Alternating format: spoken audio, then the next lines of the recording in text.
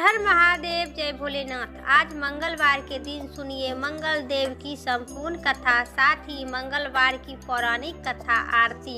इस कथा के सुनने से भगवान भक्तों पर सभी प्रकार के मनवांछित फल की प्राप्ति होगी। साथ ही मंगलवार का व्रत करते हैं तो ये कथा आवश्यक आप लोग को सुननी चाहिए। तो मनचित श्रद्धा भाव से बोलिए भगवान हनुमान जी महाराज की जय हो। एक समय की बात है, एक ब्राह्मण दंपति की कोई संतान नहीं थी। इसी कारण वह बेहद दुखी रहते थे। एक समय ब्राह्मण वन में गए हनुमान जी की पूजा के लिए। वहां उन्होंने पूजा के साथ हनुमान जी की महावीर जी की से एक पुत्र की कामना की। घर पर उनकी स्त्री भी पुत्र की प्राप्ति के लिए मंगलवार का व्रत करती थी। वह मंगलवार के दिन वह व्रत के लिए अंत में हनुमान जी को भोग लगाकर स्वयं भी भोजन करती थी। एक बार व्रत के दिन ब्राह्मणी न भोजन न बना पाई और न ही हनुमान जी की भोग लगा सकी। उन्होंने प्रण किया कि अगले मंगलवार को हनुमान जी की भोग लगाकर और स्वयं भी खाएंगे। वह भूखी प्यासी 6 दिन तक पड़ी रही। मंगलवार के दिन वह बेहोश हो गए और हनुमान जी उनकी निष्ठा और लगन को देखकर प्रसन्न हुए। उन्होंने आशीर्वाद स्वरूप ब्राह्मणी को एक पुत्र और के वरदान दिए और कहा कि यह तुम्हारी बहुत सेवा करेगी। वह बालक को पाकर ब्राह्मणी अत्यधिक प्रसन्न हुई। उन्होंने बालक का नाम मंगल रखा। कुछ समय उपरांत जब ब्राह्मण घर आए तो बालक को देखकर पूछा कि वह कौन है। पत्नी बोली कि मंगलवार का व्रत से भगवान हनुमान जी प्रसन्न हुए, उन्होंने यह बालक दिया। ब्राह्मण ने अपनी पत्नी की बात पर विश्वास नहीं हुआ। एक दिन मौका देखकर ब्राह्मण ने बालक को कुएं में धकेल दिया। घर पर लेट आने पर ब्राह्मणी ने पूछा कि मंगल कहाँ है। तभी पीछे से मंगल मुस्कुराकर आया। उन्होंने आपस देखकर ब्राह्मण आश्चर्यचकित हो उठा। रात को हनुमान जी सपने में दर्शन दिए और बताए कि यह पुत्र तो उन्होंने ही दिए हैं। ब्राह्मण सत्य जानकर बहुत खुश हुआ। इसके बाद ब्राह्मण दंपति प्रत्येक मंगलवार का व्रत रखने लगी। जो मनुष्य मंगलवार का व्रत रखता है एवं कथा पढ़ता एवं सुनता है और नियम से व्रत रखता है, उन्होंने भगवान हनुमान जी की कृपा सब कष्ट दूर होकर सर्व सुख की प्राप्ति होती है और हनुमान जी की दया की पात्र बनती है। बोलिए हनुमान जी महाराज की जय हो। अब सुनिए मंगलवार की दूसरी कथा। एक बार नैमिषारण्य तीर्थ में 88,000 ऋषि मुनि एकत्रित होकर सूत जी से पूछने लगे, हे महामुनि, आपने हमें अनेक पुराण की कथा सुनाए हैं। अब कृपा करके हमें ऐसा व्रत और उनकी कथा बताइए जिसके करने से संतान की प्राप्ति हो तथा मनुष्य की रोग शोक अग्नि श्राप दुख इत्यादि से भय से दूर हो जाए। कलयुग में सभी जीवों की आयु बहुत कम है। इस पर यदि उन्होंने शोक चिंता कष्ट लगाने रहे, फिर हरि विष्णु की चरण में अपना ध्यान कैसे लगा सके। सूत जी ने कहे, हे मुनि, आपने लोक कल्याण के लिए बहुत ही उत्तम बात पूछे हैं। एक बार युधिष्ठिर ने भगवान श्री कृष्ण से ये लोक कल्याण के लिए यही प्रश्न किए थे। भगवान श्री कृष्ण युधिष्ठिर का संवाद में मैं आपके सम्मान कहता हूँ, ध्यान से सुनिए। एक समय हस्तिनापुर की राजसभा में योगराज श्री कृष्ण बैठे हुए थे। तब युधिष्ठिर ने भगवान श्री कृष्ण से प्रश्न किए, हे प्रभु नंदन गोविंद, आपने मुझे अनेक कथा सुनाए हैं। आज कृपा करके ऐसा कोई व्रत तथा कथा सुनाइए जिसके करने से मनुष्य रोग चिंता तथा भय से मुक्त होकर उन्हें पुत्र की प्राप्ति हो। हे प्रभु, बिना पुत्र बिना मनुष्य की जीवन व्यर्थ है, वह नरगामी होती है। पुत्र के बिना मनुष्य तृप्त से छुटकारा नहीं पा सकता है और नहीं वह पुनः नरक में उद्धार पा सकता है। अतः पुत्रदायक व्रत बताइए। तब भगवान श्री कृष्ण ने कहे, हे राजन, मैं एक प्राचीन इतिहास सुनाता हूँ, आप उन्हें ध्यानपूर्वक सुनिए। कुंडलपुर नामक एक गांव था। वह गांव में एक नंदन नामक एक ब्राह्मण, महाबुद्धिमान ब्राह्मण रहता था। उनका गुजारा जैसे तैसे चल रहा था, परंतु वह बहुत दुखी रहता था क्योंकि उन्होंने कोई संतान नहीं थी। उनकी पत्नी सुदंता पतिव्रता थी। वह भक्ति भाव बहुत करती थी, हनुमान जी की आराधना करती थी, मंगलवार के दिन व्रत भी रखती थी और भगवान के अत्यधिक भोजन बनाकर हनुमान जी की भोग लगाकर बाद में स्वयं भोजन करती थी। एक मंगलवार को गृह काज की अधिकता के कारण वह हनुमान जी की भोग न लगा सकी। इस पर उन्होंने बहुत दुखी हुआ। उन्होंने स्वयं भी भोजन नहीं की। प्रण किया कि अब मैं अगले मंगलवार को हनुमान जी की भोग लगाकर अन्न जल ग्रहण करूंगी। ब्राह्मणी सुदंता प्रतिदिन भोजन बनाती थी, श्रद्धापूर्वक अपनी पति को खिलाती थी, परंतु स्वयं भोजन ग्रहण नहीं करती थी और मन ही मन हनुमान जी की आराधना करती थी। इस पर 6 दिन तक ब्राह्मणी सुदंता अपने प्रण के अनुसार भूखी प्यासी निहार रही, परंतु 7वें दिन मंगलवार को वह प्रातः काल ही बेहोश कर गिर पड़ी। सुदंता की इस असीम भक्ति से हनुमान जी बहुत प्रसन्न हुए और उनके मुख से प्रकट होकर बोले, सुदंता, मैं तेरी भक्ति से बहुत प्रसन्न हूँ, तू उठकर वर मांग। सुदंता अपने आराध्य देव हनुमान जी को अपने समक्ष पाकर अत्यधिक खुशी हुई, हर्षोल्लास से उठी, उनके चरण में गिर पड़ी और कहा, हे प्रभु, मेरे कोई संतान नहीं है, कृपा करके मुझे कोई संतान प्रदान कीजिए।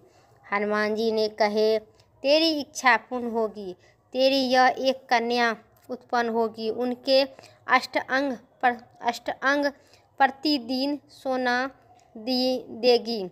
इसी पर देखकर हनुमान जी अंतर्ध्यान हो गए। ब्राह्मणी सुदंता बहुत हर्षित हुई। उनके यह समाचार अपने पति को जाकर कहे, लेकिन ब्राह्मण देव कन्या का वरदान सुनकर कुछ दुखी हुई, परंतु सोना मिलने की बात पर सुनी तो बहुत प्रसन्नता हुई। विचार की कि ऐसा कन्या के साथ मेरी निर्धनता तो समाप्त हो जाएगी। श्री हनुमान जी की कृपा से वह ब्राह्मणी गर्भवती हुई और 10वें महीने में उनके एक सुंदर कन्या का जन्म हुआ। वह कन्या अपने पिता के घर ठीक उसी प्रकार बढ़ने लगी जिस प्रकार शुक्ल पक्ष की चंद्रमा बढ़ते हैं। 10वें दिन ब्राह्मण उन बालक को नामकरण संस्कार करवाए। उनके कुल पुरोहित ने उस बालिका के नाम रत्नबाला रखा। इस कन्या के पूर्व जन्म में विधि विधान से मंगल देव का व्रत भी किया करता था। ब्राह्मणी सुदंता भी बहुत अभिमानी हो गए कि बहुत रत्नबाला का अष्टयंग प्रतिदिन बहुत सा सोना देता था। उसी सोने चांदी पर नंद ब्राह्मण बहुत धनवान हो गए और ब्राह्मणी सुदंता भी बहुत अभिमानी हो गई। समय बीतने लगे, साथ ही रत्नबाला 10 वर्ष के हो चुकी थी। एक दिन सुदंता ने नंद ब्राह्मण से कहे, हमारी पुत्री 10 वर्ष का हो गई है, विवाह योग हो गई है, अतः कोई वर तथा योग वर देखकर उसका विवाह कर दीजिए। यह सुनकर नंद ब्राह्मण बोले, अभी तो रत्नबाला बहुत छोटी है। तब ब्राह्मणी ने कहे, शास्त्र के आज्ञा आज्ञा है कि कन्या 8वें वर्ष में गौरी, 9वें वर्ष में रोहिणी और 10वें वर्ष में कन्यादान से इंद्रलोक 10 इसके पश्चात रत्नबाला हो जाती है। गौरी के दान करने पर परलोक है, रोहिणी के दान करने पर वैकुंठ लोक और कन्या के दान करने पर इंद्रलोक की सुखों की प्राप्ति होती है। हे पतिदेव, अगर रत्नबाला का दान किया जाता है तो घोर नरक की प्राप्ति होगी। इस पर नंद ब्राह्मण ने कहा, अभी तो रत्नबाला 10 वर्ष के ही है, मैं तो 16 साल की कन्याओं का विवाह करवाए हैं, अभी जल्दी क्या है। नंद ब्राह्मण ने ब्राह्मणी सुदंता ने कहे, आपको लोभ अधिक हो गया है। अगर 11 वर्ष के कन्या का विवाह नहीं होता है तो उनके मासिक धर्म रक्त का पिता और बड़े भ्राता को पान करना है पड़ता है। शास्त्र में कहा गया है कि यदि माता पिता और बड़े भाई रत्नबाला कन्या को देखते हैं तो नरकगामी होते हैं। नंद ब्राह्मण ने कहे, ठीक है, मैं कल ही योग वर की तलाश में अपना दूसरे दिन ब्राह्मण ने दूत की बुलाकर और कहा, मेरी कन्या जैसी सुंदर है वैसे ही सुंदर के लिए तुम लोग तलाश करो। दूत स्वामी की आज्ञा पाकर वह खोजने के लिए चल पड़ा। अनेक गांव घूमने के बाद उन्होंने पाई नगर में एक सुंदर ब्राह्मण युवक को देखा। वह बालक जिसका नाम रामेश्वर था बहुत ही गुणवान था। दूत ने इस सुंदर गुणवान ब्राह्मण पुत्र के बारे में अपने स्वामी को विस्तार पूर्वक बता दिया। ब्राह्मण नंद को भी रामेश्वर अच्छा लगने लगा। फिर वह एक शुभ मुहूर्त से विधि पूर्वक से रामेश्वर और कन्या रत्नबाला को विवाह करवा दिए। अच्छे तरह हो गया। कन्या को दान करके ब्राह्मण ब्राह्मणी संतुष्ट हो गए। परंतु ब्राह्मण नंद के मन में तो लोभ समाया हुआ था। उन्होंने रत्नबाला कन्या को तो कर दिया था, परंतु वह बहुत खिलत था। उसने विचार किया कि रत्नबाला जब ससुराल चल जाएगी इससे जो सोना मुझे परंतु वह ससुराल जाएगी, जो सोना मिला है वह आगे नहीं मिलेगा। मेरे पास तो धन था, कुछ धन है जो इसके विवाह में खर्च हो गया है और शेष बच गया है, वह भी कुछ दिन के पश्चात समाप्त हो जाएगा। मैंने इसका विवाह करके बड़ी ही भूल कर दी है। उसने विचार किया कि अब कोई ऐसा उपाय करूं जो रत्नबाला मेरे घर में ही बना रहेगी। लोभ रूपी ब्राह्मण राक्षस ने ब्राह्मण नंद की मस्तक पर लोभ छाया हुआ था।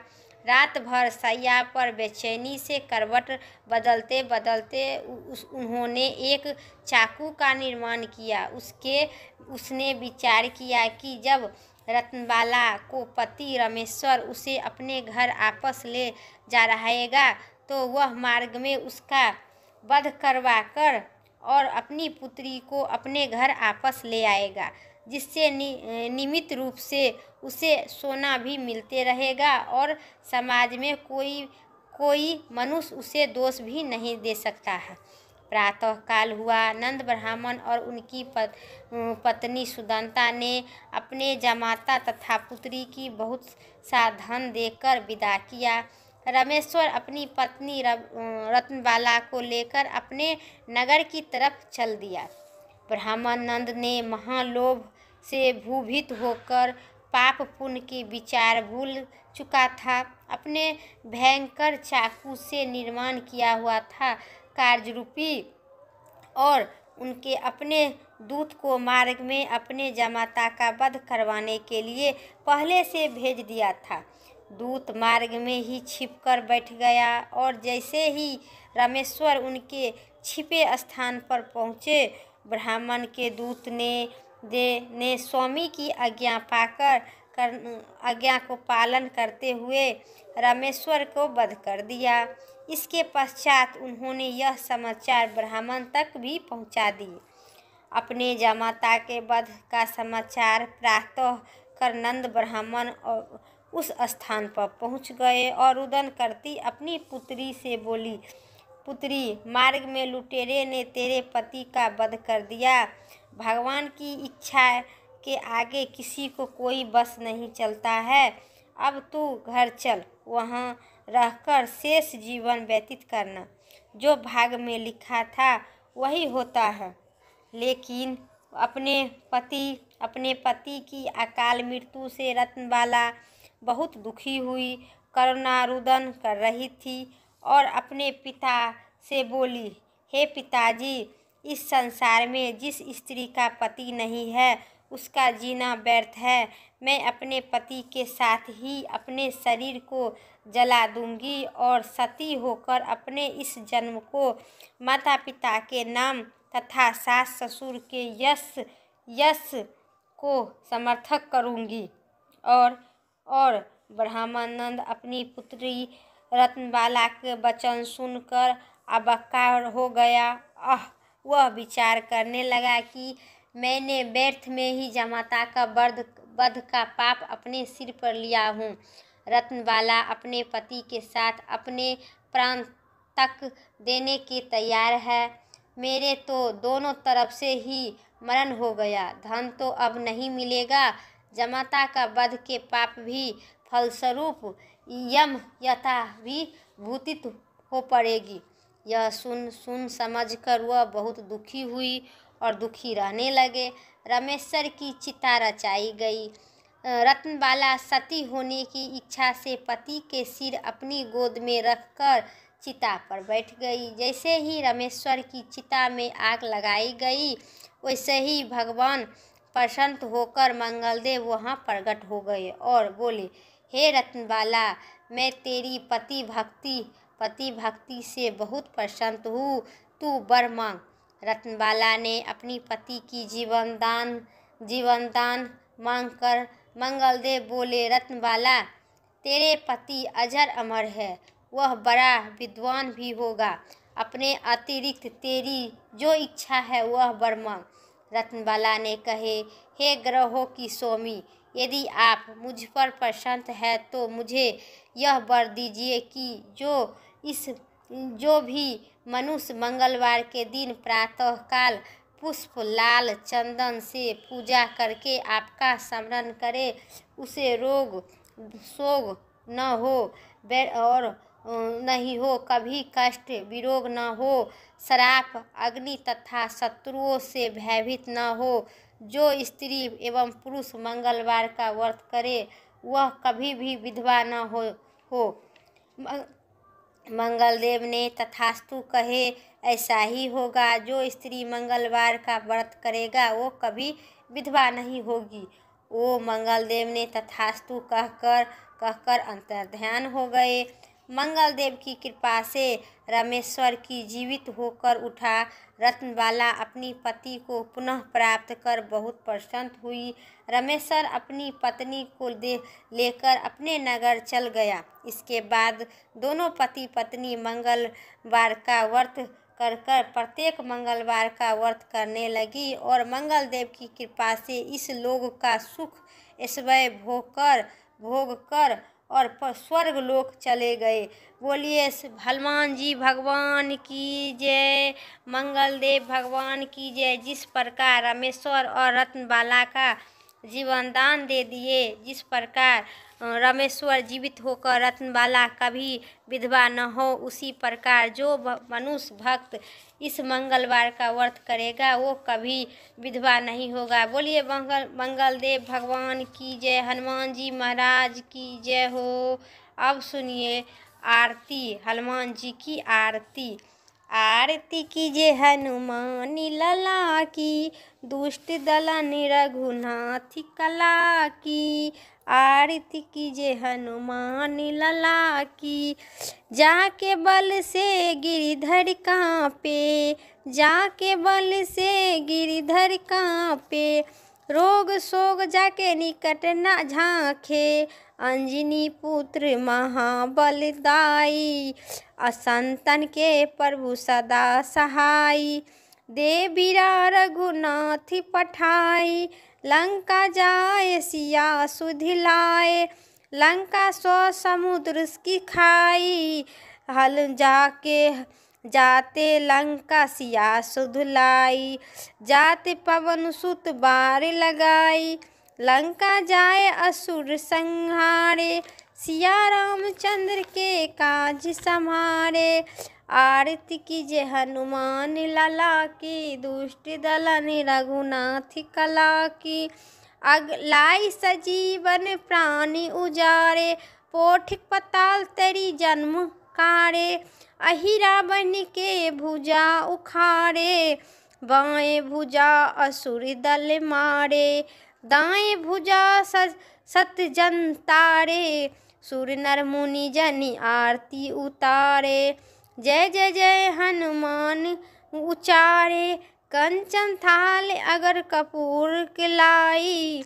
आरती कीजिए अंजना माई, आरती कीजिए अंजना माई। जो हनुमान जी की आरती गावे, बस पर वैकुंठ पदम पद पावे। लंका विध्वंस किन्हा रचाई, तुलसीदास प्रभु कित लगाई। आरती कीजिए हनुमान लला के, दुष्ट दलन रघुनाथ कला के। बोलिए सियावर हनुमान जी महाराज की जय हो। आज मंगलवार की पौराणिक कथा इतना ही तक था। वीडियो अच्छी लगे तो लाइक कीजिएगा, चैनल पर नए हैं सब्सक्राइब करके कमेंट में लिखिए हनुमान जी महाराज की जय हो।